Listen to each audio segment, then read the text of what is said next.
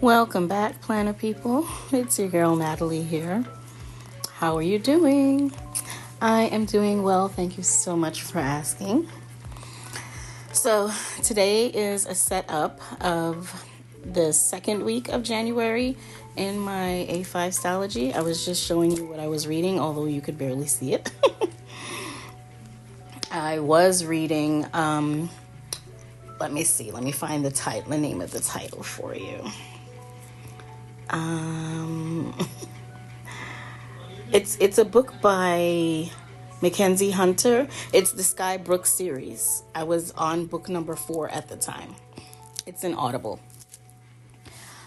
So this whole video is going to be fast forwarded and voiceovered because when I filmed this, I was on winter break from work and I was sick. I had no voice, none whatsoever.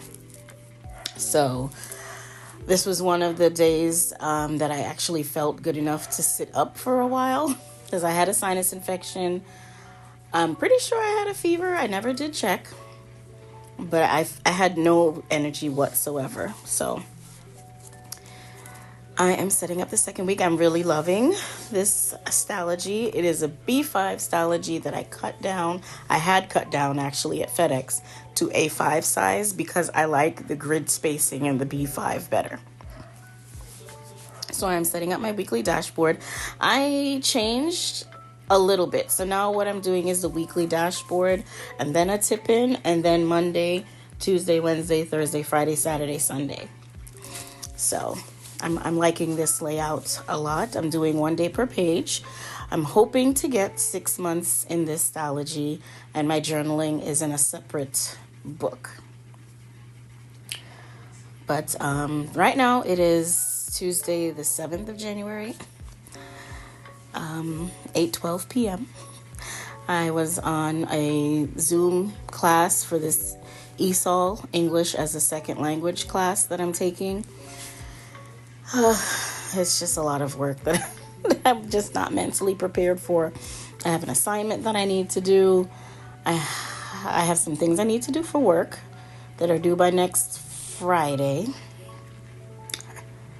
But this Thursday, I'm not going to work because I have a dentist appointment. It was supposed to be yesterday, but yesterday was the kids' first day back after winter break, and I did not want to take off the first day back. So, I won't be there Thursday. And then we're possibly getting snow on Friday, I believe, the forecasting. At first it was only at like 70%. Now it's up to 80%. And not only is it snow that they're talking about ice, which is really dangerous. Because here in Georgia, they're not really prepared for snow, and much less ice. So, I used to live in New York. I lived in Brooklyn, so I'm familiar with the snow. I remember one time when I was teaching in Harlem. That's when I first started teaching. It snowed so bad. And I drove to work. I was living in Brooklyn, drove into work because the school was on 125th. It was on Madison either way, it was in Harlem. Cannot remember the actual cross streets. But when I used to take the train, I would get off on 125th Street and take the bus down to, I think, Madison and walk. But either way, it took me 2 hours that morning that it was snowing to get to work. 2 hours. I was driving, that was my first car at the time, a Toyota Echo. Slipping and sliding across the road, slipping and sliding across the highway. I think that was the most petrified I'd ever been. Finally got to work. It was a rough day because the heat wasn't working that day. We had to call parents to come and pick up the children. It took hours because, parents were at work. It was snowing. It was bad. The kids who did come to school, that is, because not all kids came to school that day. And then I left my car at work. I ended up leaving my car at work because I refused to deal with the slipping and sliding to go home. I took the train home, and my car ended up staying parked in front of the school for like a week because, of course, once it stopped snowing and the plows came around to push the snow out of the middle of the street, of course it packed up against my little Echo. So my car was parked at work for a week, and I just took the train to work. And after that, whenever it snowed, I just took the train. So down here, when it snows, everything shuts down. Our prediction, when I say our, I'm talking about me and my first grade teammates, is that they might go ahead and do a digital day for the kids. They might make us come to work. If they do, hopefully we can leave early. But if there's ice on the road, I don't know about that. I'm not risking my life to get to work again. So we'll see what happens. How is your new year going so far? Things are good here. We finally painted the wall. Actually, Adam painted the wall in the family room that had to be cut after the whole water damage situation. He painted it yesterday when I came home from work. It was painted. I didn't even realize it at first because I walked in through the garage and the fan in the family room was on. And I'm like, why is the fan on? Because, the heat's on in the house. I'm like, why is the fan on? And then he was like, oh, where's the paint roller? And I told him, yeah, it's over. Because I put it on the by the dining room table. And I went looking for it and I couldn't find it. And I'm like, I know I put it here. That tricky Ricky, he knew where it was. But he wanted me to he wanted to get my attention to the wall. So the wall is painted. Family room is looking really good. There are a few other things we want to do in the house, like upgrade the cabinets in the kitchen. Still need to paint the formal living room. That's not, that's not at the top of the list right now. So here I am using the full boxes and doing something different. I saw Amy Plans Things. Was it Amy Plans Things? I believe she's the one I saw do this in one of her layouts. And I love it. I think it's absolutely cute. It's a different way to use full boxes. Because I didn't want to just put them, on the page and keep going. I wanted to try something different. So this first page is taking me a while. I did not do this for every page because it did take a while. But I really like the way it turned out.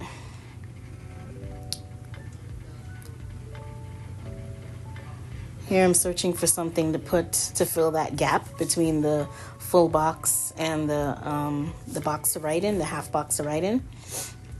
So I'm just going to cut that and stick it on down and then keep it moving. I am enjoying the 1 page per day. Initially I put this up here as a top 3 priority list, but that's not what I think I'm going to end up using it for. Actually, that's not. I end up using it for scripture writing at the top of the day. I'm following a scripture writing plan from Chella Creates. I am currently on her PR team. She has some new releases out right now too. Some really pretty things. I'll make sure to put her website in my description along with my code Natalie15. It can save you 15%.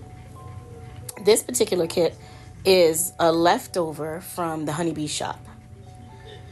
So I'm trying to really use the things that I have.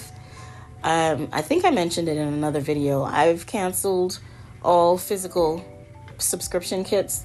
So right now all I have is Patreon and Crafty Planner Queen's $2 Tuesday Club.